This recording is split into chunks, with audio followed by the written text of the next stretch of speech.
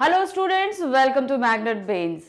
हम अपनी बुक पढ़ा रहे हैं बसंत के हम नेक्स्ट चैप्टर में आए हैं। नेक्स्ट चैप्टर है हमारा अपूर्व अनुभव। ये एक जापानी संस्मरण है। संस्मरण मतलब यादों से लिया गया है। ये जापानी भाषा का है जिसे हमें हिंदी अनुवाद में सामने दिया गया है। इसके जापानी लेखक है तेत्सुको कुरियानागी। तो यहाँ पर आपको ये चीज़ हम बता दें कि ये जो जापानी है इसमें नाम भी कई हद तक जापानी है, तो थोड़ा सा पढ़ते समय आपको ध्यान रखना होगा कि क्योंकि जब क्वेश्चन आंसर्स में जब ये चीज़ें आएंगी तो हमें उन्हीं नामों को सही उच्चारण के साथ लिखना है, क्योंकि जब हम सही उच्चारण करेंगे तभी हम उनको सही तरीके से लिख पाएंगे। तो ये संस्मरण जो हम पढ़ने जा रहे हैं, संस्मरण मतलब कोई ऐसी चीज़ जो हमारी बचपन में या कभी पहले घटी हुई हो और उसे हम याद करके बाद में लिखें, तो वो रहता है, हमने उसको वहाँ से लिया है और अब आपके सामने पेश कर रहे हैं। तो ये संस्मरण है, जापानी भाषा का है, जिसे हिंदी में अनुवादित करके हमारे सामने प्रस्तुत किया गया है। चलिए देखते हैं कि ये क्या है। तो ये शुरू होता है कहाँ से, बता रहे हैं कि एक शहर है, वहाँ पर एक सभागार है। सभागार में शिविर लगने के 2 दिन बाद तोतो चान के लिए एक बड़ा साहस करने का दिन था। शिविर लगा था सभागार में, तो उसके बाद तोतो चान को एक साहस भरा काम सूझा करने के लिए। क्या काम था देखते हैं। इस दिन उसे यासुकी चान से मिलना था। यासुकी चान एक लड़की थी, उससे मिलना था। इस भेद का पता ना तो तोतो चान के माता पिता को था और ना ही यासुकी चान के। तो दोनों एक दूसरे से मिलने वाले थे, लेकिन इसका पता उन दोनों के ही माता पिता को नहीं था। उसने यासुकी चान को अपने पेड़ पर चढ़ाने का न्योता दिया था। किसने? तोतो चान ने यासुकी चान को अपने पेड़ पर चढ़ाने का न्योता दिया था कि सब वहां पर पेड़ था, उस पेड़, सबके पेड़ अपने होते थे, उस पेड़ पर उसको चढ़ाने का था। तोए के हर एक बच्चा बाग के एक एक पेड़ को अपने खुद के चढ़ने का पेड़ मानता था। मतलब तोमोए का जो हर एक बच्चा था उसके लिए बाग में हर एक का पेड़ था कि ये मेरा पेड़ है, मैं इस पे चढ़ूंगा, दूसरे का दूसरा पेड़ है, मैं इस पे चढ़ूंगा।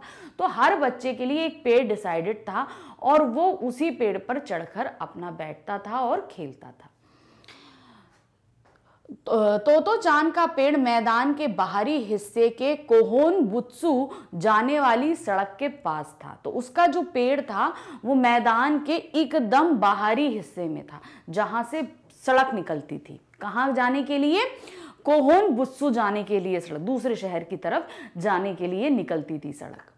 बड़ा सा पेड़ था, उसका चढ़ने जाओ तो पैर फिसल फिसल जाते थे। अब पेड़ क्या होते, कुछ पेड़ होते हैं कि जिन पे ग्रिप बनाना आसान होता है। क्यों? क्योंकि उनकी छाल जो होती है वो जो है खुरदुरी होती है, तो आप उस पर ग्रिप बना सकते हो। लेकिन कुछ एकदम चिकने होते हैं, तो उसका पेड़ क्या था, वो थोड़ा चिकना था, तो उस पर अगर चढ़ने की कोशिश की जाती थी तो वो सब फिसल फिसल जाते थे उसमें। पर ठीक से चढ़ने पर जमीन में कोई 6 फुट की ऊंचाई पर एक द्विशाखा पर पहुंचा जा सकता था। द्विशाखा का मतलब क्या होता है? जैसे एक ये पेड़ बना हुआ है आपका, तो ये ऐसे करके यहाँ पर एक ऐसे करके निकलती है ना ये, तो यहाँ पर करीबन 6 फीट के बाद यहाँ पर एक द्विशाखा थी जिस पे आराम से चढ़ा जा सकता। द्विशाखा का मतलब जब इस तने के बाद हम जब चढ़ते हैं तो यहाँ पर एक डंडी निकलती है ना, एक शाखा निकलती है, तो वहां तक पहुंचने का जो ये एरिया था इसको बोलते हैं, यहाँ से एक शाखा यहाँ बढ़ गई, एक शाखा यहाँ बढ़ गई, तो वो एरिया क्या कहलाता है? द्विशाखा। तो अगर आराम से चढ़ा जाए तो 6 फीट के बाद जो है वो द्विशाखा पर पहुंचा जा सकता था। बिल्कुल किसी झूले की आरामदेह जगह थी वो, मतलब जैसे कोई झूला था उसकी आरामदेह जगह जैसी थी। तोतो चान अक्सर खाने की छुट्टी के समय या स्कूल के बाद ऊपर चढ़ी मिलती थी। तो वो कहाँ मिलती थी? हमेशा ऊपर चढ़ी हुई मिलती थी, जब अपने पेड़ पर जाकर बैठ जाती थी। वहां से वह सामने दूर तक ऊपर आकाश को या नीचे सड़क पर चलते लोगों को देखा करती थी। तो वहां से क्या क्या नज़ारे देखती थी? आकाश देखती थी और नीचे सड़क पर आते जाते लोगों को। बच्चे अपने अपने पेड़ को निजी संपत्ति मानते थे। किसी दूसरे के पेड़ पर चढ़ना हो तो उससे पहले पूरी शिष्टता से माफ कीजिए क्या मैं अंदर आ जाऊं पूछना पड़ता था। कहने का मतलब है सब अपने पेड़ों पर बहुत ही आराम से खेलते थे, लेकिन अगर किसी को दूसरे के पेड़ पर चढ़ना हो तो उसके लिए पूरी शिष्टता, शिष्टता मतलब पूरे अच्छे तमीज़ के साथ में उससे पूछना पड़ता था, माफ़ कीजिए क्या मैं अंदर आ जाऊं, मतलब क्या मैं आपके पेड़ पर चढ़ सकता हूं, इस तरीके से पूछना पड़ता था। यासुकी चान को पोलियो था। अब जिसको पेड़ पर चढ़ना था, ठीक है, उसको पैर में पोलियो था, इसलिए वह ना तो किसी पेड़ पर चढ़ पाता था और ना ही किसी पेड़ की को निजी संपत्ति मानता था। अब जब वो पेड़ पर चढ़ ही नहीं सकता तो उसने किसी पेड़ को अपनी निजी संपत्ति बनाया ही नहीं था, कि मतलब उसका कोई पेड़ था नहीं। जैसे शहर के सभी बच्चों का पेड़ था, उसका कोई पेड़ नहीं था, क्योंकि वो चढ़ ही नहीं पाता था। अतः चान ने उसे अपने पेड़ पर आमंत्रित किया, इसीलिए यासुकी ने उसे अपने पेड़ पर आमंत्रित किया था कि आइए यहाँ पर यह बात उन्होंने किसी से नहीं कही थी, क्योंकि अगर बड़े सुनते तो जरूर डांटते। भाई जाहिर सी बात है, डांटने की बात थी कि बच्चे को पोलियो है तो वो कैसे पेड़ पर चढ़ेगा। तो इसलिए अगर उसने किसी को बताया ही नहीं था, अगर बताते तो डांट पड़ती। घर से निकलते समय तोतो चान ने माँ से कहा था वह यासुकी चान के घर डेनेन चोफू, ठीक है, अब उसकी जगह जा रही है। चूंकि वह झूठ बोल रही थी इसलिए उसने माँ की आंखों में नहीं झांका। घर से निकल रही थी तो उसने नहीं बताया कि मैं कहीं और जा रही हूँ। वह अपनी नजरें जूतों के फीतों पर गड़ाए रही।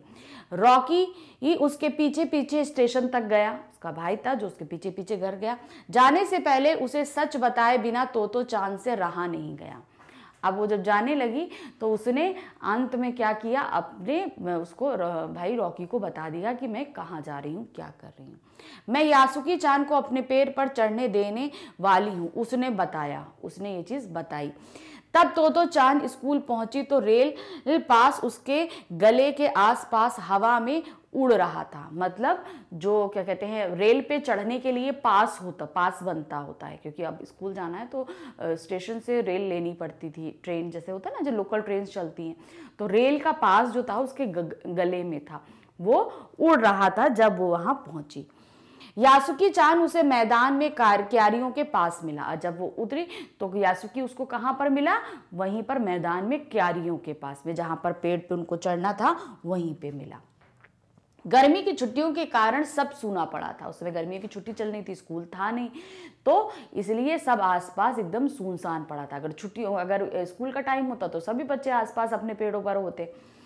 यासुकी चान उससे कुल जमा 1 ही वर्ष बड़ा था। अब उससे क्या कहते हैं, तोतो चान से यासुकी चान कितना, खाली 1 वर्ष बड़ा था। वह तोतो चान को वह अपने से बहुत बड़ा लगता था, मगर तब भी वो बहुत बड़ा लगता था। जैसे ही यासुकी चान ने तोतो चान को देखा, वह पैर घसीटता हुआ उसकी ओर बढ़ा। जैसे ही उसने देखा कि तोतो आ गई है तो वो आगे बढ़ने लगा।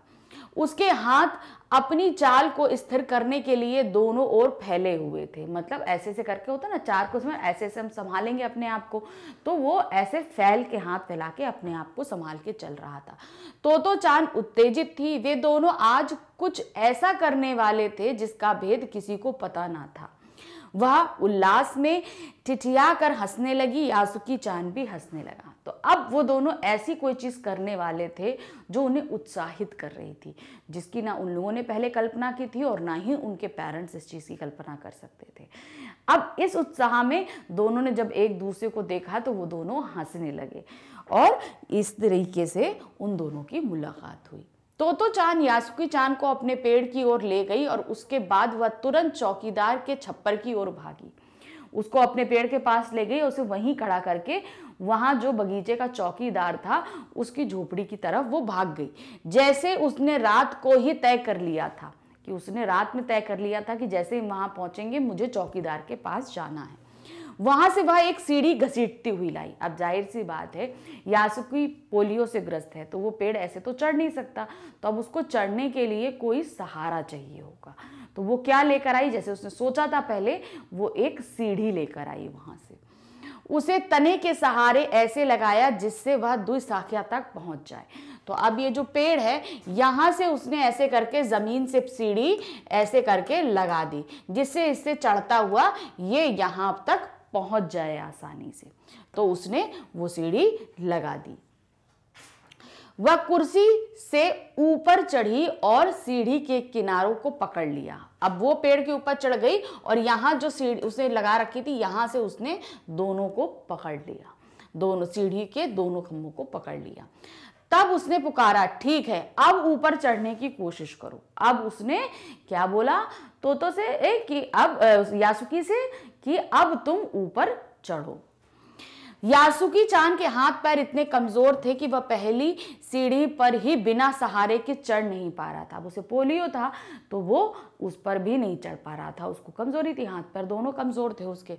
इस पर तोतो चान नीचे उतर आई और यासुकी चान को पीछे से धकियाने लगी, मतलब नीचे उतर आई और पीछे से धक्का देने लगी कि अब तुम ऊपर की तरफ चढ़ने की कोशिश करो। पर तोतो चान थी छोटी और नाजुक सी, इससे अधिक सहायता क्या करती। एक तो वो छोटी थी, नाजुक भी थी उससे, और इससे ज्यादा भाई बड़ा था, कैसे उसको इतना ज्यादा धक्का देती, कुछ करती। कोशिश तो कर रही थी मगर हो नहीं पा रहा था। यासुकी चान अपना पैर सीढ़ी पर से हटा लिया और हताशा से सिर झुकाकर खड़ा हो गया। अब उसने कहा हम नहीं चढ़ पाएंगे, निराश हो गया और पैर हटा के चुपचाप सिर झुकाकर खड़ा हो गया। तोतो चान को पहली बार लगा कि काम उतना आसान नहीं है जितना वो सोचे बैठी थी। अब क्या करे वह, यासुकी चान के पेड़ पर चढ़े या उसकी हार्दिक इच्छा थी।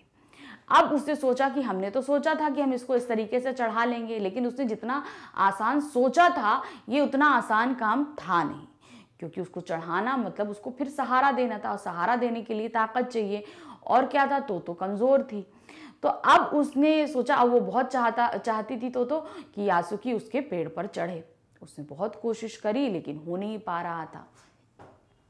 यासुकी चान के मन में भी उत्साह था, अब वो भी उसके मन में भी उत्साह था कि वो भी पेड़ के, क्योंकि वो कभी पेड़ पर नहीं चढ़ा था, उसने ऊपर से दुनिया ही नहीं देखी थी कि पेड़ के ऊपर से दुनिया कैसी होती है, तो उसकी भी बड़ी इच्छा थी।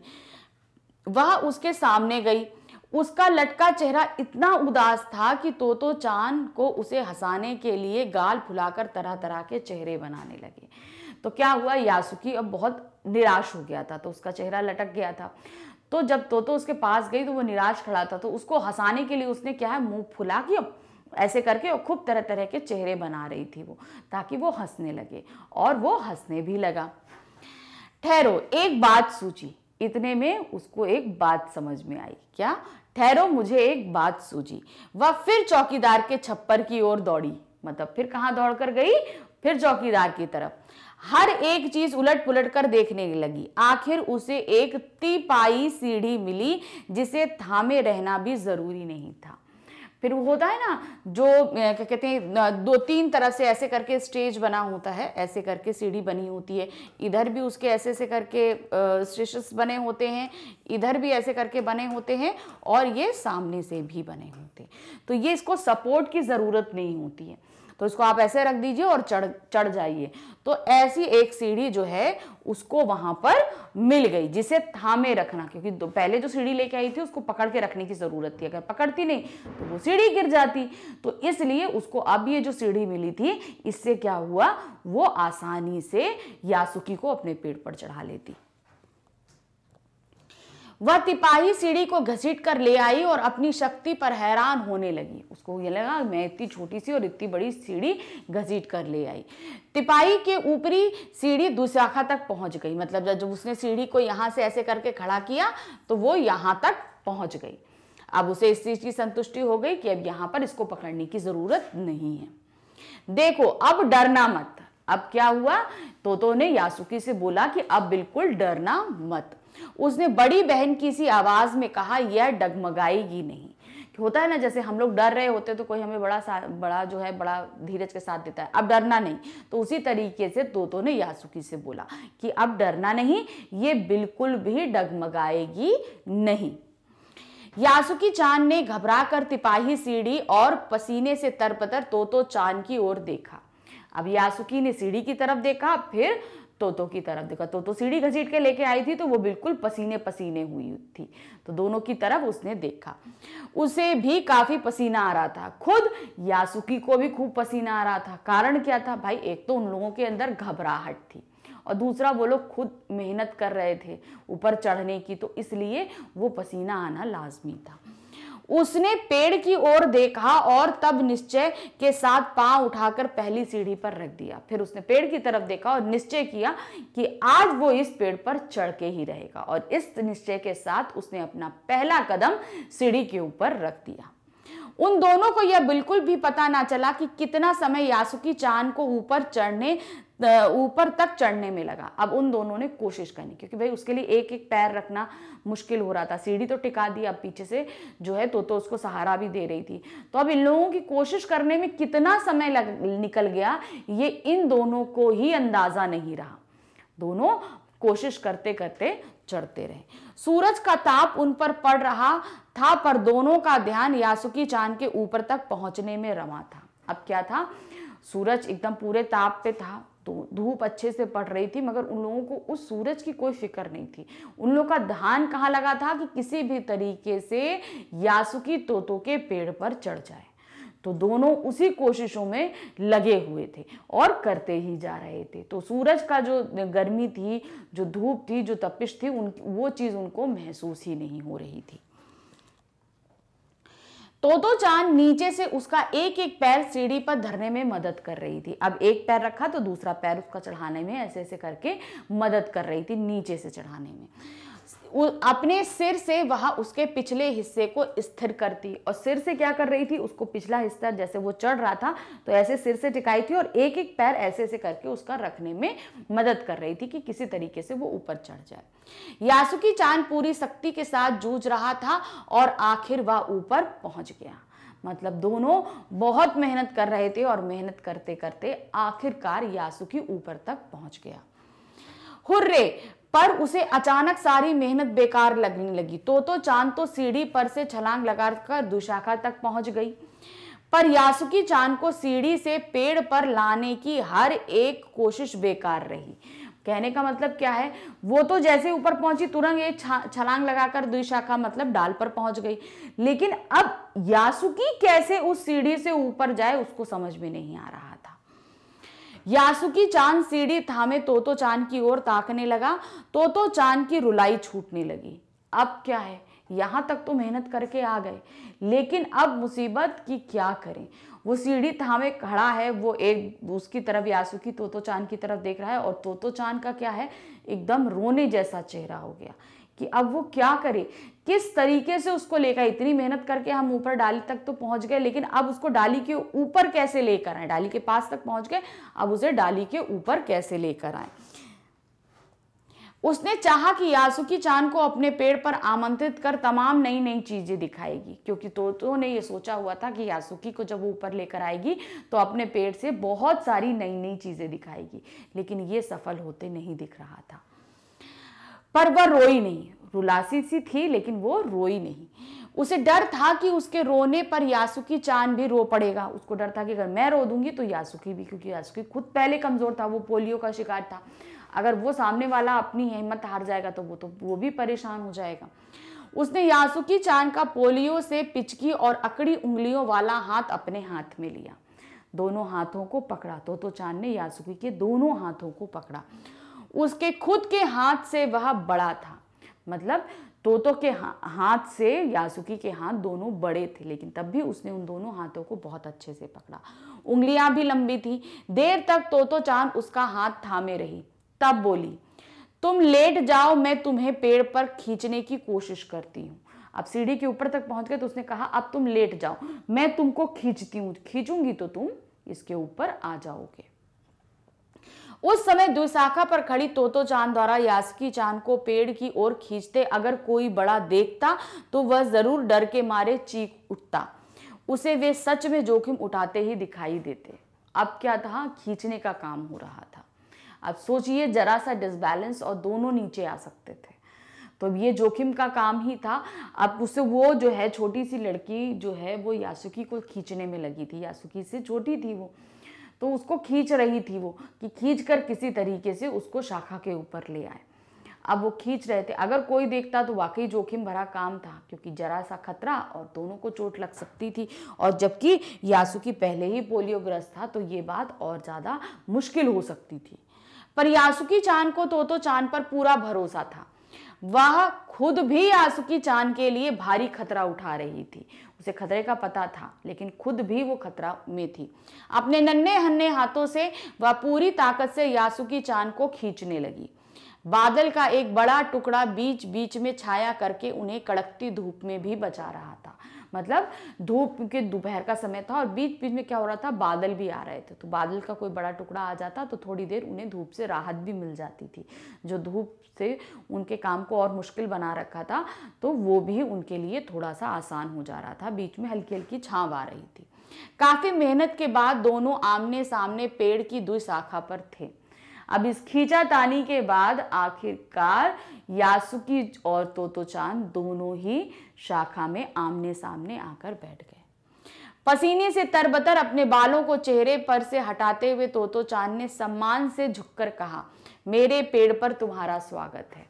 अब इतनी मेहनत कर चुकी थी कि वो तो बिल्कुल पसीने से तरबतर हो चुकी थी, उसके बाल भी गीले हो चुके थे, तो उसने अपने चेहरे से बाल हटाए और बहुत ही शिष्टता के साथ, क्योंकि वो उसका पेड़ था, उसने उसको वेलकम किया कि मेरे पेड़ पर आपका स्वागत है। यानी कि यासुकी से बोला कि मेरे पेड़ पर आपका स्वागत है। यासुकी चान डाल के सहारे खड़ा था। कुछ झिझकता हुआ वह मुस्कुराया। तब उसने पूछा, क्या मैं अंदर आ सकता हूँ? अब जैसे ही शिष्टता थी कि मतलब कोई जब दूसरे के पेड़ पर आता था तो हमेशा शिष्टता के साथ पूछता था, क्या मैं अंदर आ सकता हूँ? तो वही शिष्टता यहाँ पर यासुकी ने दिखाई। शिष्टता मतलब पूरे ही आदर और सम्मान के साथ हम परमिशन मांग रहे हैं, क्या हम आपके पेड़ पर आ सकते हैं? तो वो आ गया था। अब चूंकि नीचे से जब चढ़ने की कोशिश में ये सारी चीजें नहीं हो पाई थी, अब वो चढ़ गया था, तो उसने वो चीज फॉलो करी कि क्या मैं अंदर आ सकता हूँ। वो मुस्कुरा गया, मुस्कुरा कि खुद उसने तोतो ने इतनी मेहनत करी थी कि वो आ गया था, तो उसने बोला, क्या मैं अंदर आ सकता हूँ? उस दिन यासुकी चान ने दुनिया की एक नई झलक देखी, क्योंकि यासुकी कभी भी पेड़ पर नहीं चढ़ा था, तो वो पहली बार चढ़ा था, तो उसको पेड़ के ऊपर से सारी दुनिया बिल्कुल अलग दिख रही थी, जिसे उसने पहले कभी ना देखा था। तो ऐसा होता है पेड़ पर चढ़ना, यासुकी चान ने खुश होते हुए बोला। तो उसने क्यों बोला कि पेड़ पर चढ़ना इतना अच्छा होता है, ये मुझे आज पता चला।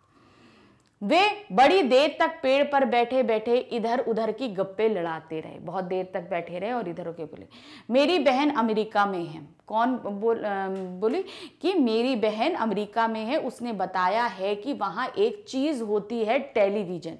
यासुकी चान उमंग से भरा बता रहा था। तो यासुकी जो है तो क्या बता रहा था कि मेरी एक बहन अमेरिका में है और वो बता रही थी कि एक चीज़ होती है, टेलीविज़न।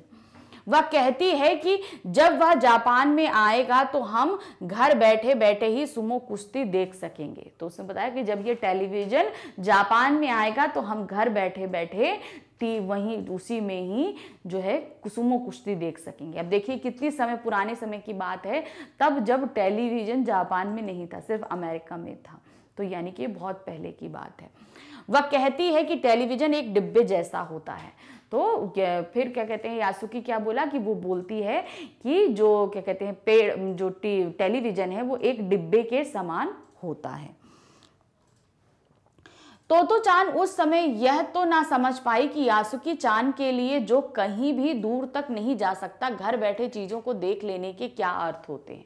तो तोतो चान के लिए ये चीज़ समझना अभी मुश्किल था, क्योंकि वो खुद छोटी थी, कि जो यासुकी जो कहीं दूर जा नहीं सकता, उसके लिए घर पे बैठकर सारी चीज़ें देख पाना कितना ही अलग अनुभव होगा, क्योंकि वो हर जगह नहीं जा सकता। तो इसलिए वो घर पर बैठने का जो एक उमंग होती है वो सिर्फ यासुकी ही समझ सकता था, तोतो नहीं समझ सकती, क्योंकि तोतो हर जगह जाने में समर्थ थी। वह तो यही सोचती रही कि सुमो पहलवान घर में रखे किसी डिब्बे में कैसे समा जाएगा। तो अब वो यही सोची थी, सुमो पहलवान इतना बड़ा, वो छोटे से डिब्बे में कैसे समा जाएगा। उसको तो यही समझ में नहीं आ रहा था। उनका आकार तो बड़ा होता है, पर बात उसे बड़ी लुभावनी लगी। उन दिनों टेलीविज़न के बारे में कोई नहीं जानता था। पहले पहल यासुकी चान ने तो तोतो चान को उसके बारे में बताया था। उस समय जब ये घटना हुई थी, तो ये कहानी जब की है, उस समय टेलीविज़न के बारे में कोई नहीं जानता था, लेकिन ये पहली बार तोतो को किसी ने जो है टेलीविज़न के बारे में बताया था। पेड़ मानो गीत गा रहे थे और दोनों बेहद खुश थे। यासुकी चान के लिए पेड़ पर चढ़ने का यह पहला और अंतिम मौका था। मतलब अब उन लोगों ने वहां पर बहुत एंजॉय कर रहे थे, जैसे लग रहा था वो खुद खुश हैं और आसपास के सारे पेड़ जो हैं वो गीत गा रहे हैं। और ये पहला और आखिरी मौका था उन लोगों का पेड़ पर चढ़ने का। तो इस तरीके से हेलो स्टूडेंट्स, वेलकम बैक। हम अपने प्रीवियस वीडियो में पढ़ रहे थे चैप्टर अपूर्व अनुभव। तो ये जो चैप्टर हमने पढ़ा अपूर्व अनुभव, इसमें हमने क्या देखा कि किस तरीके से तोतो चान और यासुकी चान ने दोनों ने कितनी मेहनत करी सिर्फ एक पेड़ पर चढ़ने के लिए। क्यों? क्योंकि यासुकी चान पोलियोग्रस्त था, वो कभी किसी पेड़ पर नहीं चढ़ा, और तोतो चान चाहती थी कि उसके पेड़ पर यासुकी आए, और यासुकी ने बहुत ही मेहनत करी, इवन दोनों ने ही मेहनत करी, और यासुकी पेड़ पर चढ़ गया। और वहां से चढ़कर उसने जो नज़ारे देखे, उसका जो अनुभव किया, वो उसने पहले कभी नहीं किया था। मतलब अपूर्व, यानी कि इससे पहले उसने इस चीज़ का अनुभव किया ही नहीं था। तो इसीलिए इस पाठ का नाम रखा गया था अपूर्व अनुभव। तो ये हमने बताया था कि ये पाठ जो है ये जापानी संस्मरण है, मतलब जापानी भाषा में लिखा गया था, जो हमारे सामने हिंदी रूप में अनुवादित करके रखा गया है। तो संस्मरण मतलब जो हमारी यादों से निकालकर कोई घटना या बात हम लिखी जाए, वो संस्मरण में कहलाती है। तो चलिए देखते हैं आगे कि इनमें जो आधारित प्रश्न उत्तर हैं वो हमसे कैसे पूछे जा रहे हैं और इनका उत्तर हमें कैसे देना है। तो पहला क्वेश्चन क्या है? यासुकी चान को अपने पेड़ पर चढ़ाने के लिए तोतो चान ने अथक प्रयास क्यों किया, लिखिए। तो वो क्यों चाहती थी? क्यों? क्योंकि वो उसका दोस्त था भाई, उसको पोलियोग्रस्त था, वो कभी चढ़ा नहीं था। तो ये एक कई चीज़ें ऐसी हो सकती हैं जिसके कारण वो चढ़ाना, जो हमारे चैप्टर में मेंशन नहीं था कि वो क्यों चढ़ाना चाह रही है। तो यहाँ क्या था? यासुकी चान को पोलियो था, इसलिए वह ना तो किसी पेड़ पर चढ़ पाता था और ना ही किसी पेड़ को निजी संपत्ति मानता था। क्योंकि क्या था, वहाँ के तोमोए के हर एक बच्चे, जिस शहर का बात है ये, तोमोए के हर एक शहर के बच्चे के अंदर क्या था कि हर एक, सबका एक एक पेड़ डिसाइडेड था कि ये पेड़ मेरा है, मैं इस पे चढ़ूंगा, हर एक बच्चे के साथ था। लेकिन यासुकी को पोलियो था तो उसका कोई एक पेड़ अपना था ही नहीं, क्योंकि वो पेड़ पर चढ़ ही नहीं सकता था। जबकि जापान के शहर तोमोए में हर एक बच्चे का एक निजी पेड़ था और पेड़ पर चढ़ना उन सभी का प्रिय शौक था। तोतो चान जानती थी कि यासुकी चान भी अन्य बच्चों की तरह पेड़ पर चढ़ना चाहता है, अतः उसकी इसी इच्छा को पूरा करने के लिए तोतो चान ने यासुकी चान को पेड़ पर चढ़ाने के लिए अथक प्रयास किए। क्योंकि अब यासुकी को पोलियो था, चढ़ नहीं सकता था, उसका खुद का भी पेड़ नहीं था, लेकिन वो चाहता था कि पेड़ के ऊपर से नज़ारे कैसे होते हैं, ये चीज़ों का वो अनुभव करना चाहता था, उसकी इच्छा थी। तो यही चाहती थी, इसीलिए उसने मेहनत करी और वो चढ़ा भी पाई उसे। नेक्स्ट क्वेश्चन, दृढ़ निश्चय और अथक परिश्रम से सफलता पाने के बाद तोतो चान और यासुकी चान को अपूर्व अनुभव मिला। दोनों को अपूर्व अनुभव मिला। भाई देखो, यहाँ पर क्या था, यासुकी कभी चढ़ा नहीं था, इसलिए वो उस पर चढ़ के अपूर्व अनुभव था, और तोतो चान ने कभी इतनी मेहनत करके किसी की मदद नहीं करी थी, तो उसका अनुभव अलग था। तो मतलब दोनों के लिए वो अपूर्व अनुभव था। इन दोनों के अपूर्व अनुभव कुछ अलग अलग थे। दोनों में क्या अंतर रहे, लिखिए। अब दोनों के अनुभव, वो कभी पेड़ पर चढ़ा नहीं था इसलिए वो चढ़ गया, इसलिए उसके लिए अनुभव अलग था। तोतो चान के लिए क्या था, उसने कभी इतनी मेहनत करके किसी को अपने पेड़ पर आमंत्रित नहीं किया था, तो उसका अनुभव अलग था, उसने इतनी मेहनत करी थी किसी को चढ़ाने के लिए। तो यहाँ क्या था, तोतो चान का अनुभव, तोतो चान स्वयं तो रोज ही अपने निजी पेड़ पर चढ़ती थी। क्या था यहाँ, अब ये इस तरीके से इसका अनुभव, तोतो चान का अनुभव क्या था कि वो तो स्वयं अपने निजी पेड़ पर चढ़ती थी और खुश होती थी, परंतु आज पोलियो से ग्रस्त अपने मित्र यासुकी चान को पेड़ की दुशाखा तक पहुंचने में उसे प्रसन्नता के साथ साथ अपूर्व आत्मसंतुष्टि प्राप्त हुई थी। क्यों? क्योंकि इससे पहले उसके पेड़ पर यासुकी कभी नहीं आया था, और यासुकी उसका मित्र था, पोलियो से ग्रस्त था, तो उसकी मदद करके वो बहुत खुश थे। अब यासुकी का क्या अनुभव था? यासुकी चान को पेड़ पर चढ़कर अत्यधिक प्रसन्नता हुई।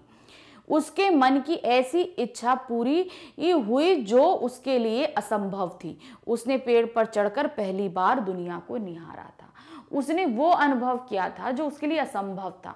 अगर वो अपने माँ बाप से भी कहता तो वो मना कर देते। क्यों? क्योंकि इसमें बच्चे की जान को खतरा था। किसी से भी कहता तो वो मना कर देता। लेकिन यहाँ पर क्या हुआ कि दोनों मित्रों ने मिलके वो कार्य को किया, और वो अनुभव जो उसको मिला यासुकी को, वो उसको पहले कभी नहीं मिला था और ना ही वो आगे कभी चढ़ पाएगा, उसे ये भी पता था। तो ये अनुभव उसके लिए बहुत अनमोल था। तो ये दोनों के अनुभव थे और दोनों के ही अनुभव बिल्कुल अलग अलग तरीके से थे। पाठ में खोज कर देखिए। अब पाठ में खोजना है, हमें क्या खोजना है? कब सूरज का ताप यासुकी चान और तोतो चान पर पड़ रहा था? वे दोनों पसीने से तरबतर हो रहे थे। और कब बादल का एक टुकड़ा उन्हें छाया देकर कड़कती धूप में बचाने लगा? आपके अनुसार इस प्रकार परिस्थिति के बदलने का क्या कारण हो सकता है? तो क्या था, जब पेड़ पर चढ़ा रहे थे, जब वो क्या कहते हैं तिपाही वाली सीढ़ी लेकर आया था, वो पीछे से ऐसे करके उसको सहारा दे रही थी और एक एक पैर उसका ऊपर रख रही थी। उस समय जो है सूरज का ताप उन पर बहुत बुरी तरीके से पड़ रहा था। अब बीच में बादल के टुकड़े आने का क्या कारण? बार बार छांव आ जाने का मतलब बादल के टुकड़े आ रहे थे। तो क्या था, सूरज का ताप उन पर तब पड़ रहा था जब तोतो चान और यासुकी चान एक तिपाही सीढ़ी के द्वारा पेड़ की दूसरी शाखा तक पहुंचने का प्रयास कर रहे थे। उसी समय था ना जब तिपाही चूड़ी पहली वाली जब लेके आए थे, तब तो उस पर तो चढ़ ही नहीं पाया था। जब दूसरी तिपाही वाली सीढ़ी लेकर आया था तो उस पर चढ़ने में उसे काफ़ी मदद करी थी। तो वो वाली घटना के समय ही उस पर जो है सूरज का बहुत ज़्यादा ताप पड़ रहा था। बादल का टुकड़ा बीच बीच में छाया करके उस समय उन्हें कड़कती धूप से बचा रहा था। अब जब तो कर रहा था तो बादल के टुकड़े आ रहे थे। बादल के टुकड़े जब आ जाते हैं सूरज में तो क्या हो जाता है, छांव आ जाती है। तब तोतो चान अपनी पूरी ताकत से यासुकी चान को पेड़ के ऊपर खींच रही थी। जब बादल टूटे तो उसको अपनी तरफ खींच रही थी। इस प्रकार परिस्थिति बदलने के कारण मेरे अनुसार दोनों मित्रों के प्रति प्रकृति की सहृदयता और कोमल थी। मतलब दोनों मित्र इतनी ज्यादा मेहनत कर रहे थे, इसलिए प्रकृति ने भी उनका साथ देने का निश्चय किया कि हम भी उनकी सहायता करेंगे।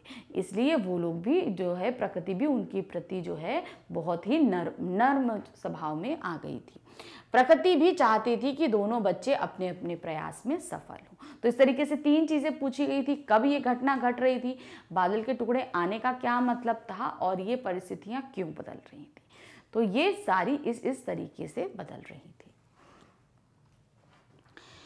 यासुकी चान के लिए पेड़ पर चढ़ने का यह अंतिम मौका था। इस अधूरे वाक्य को पूरा कीजिए और लिखकर बताइए कि लेखिका ने ऐसा क्यों लिखा होगा। लेखिका ने ऐसा क्यों लिखा कि वो उसका अंतिम मौका था। अंतिम मौका क्यों?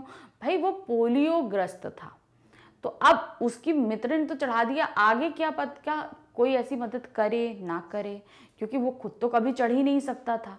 अब जाहिर सी बात है कोई उसकी मदद करेगा तभी वो चढ़ पाएगा। अब यहाँ पर तो मदद का सवाल ही नहीं उठता कि कोई आगे पता नहीं ऐसा मिले ना मिले।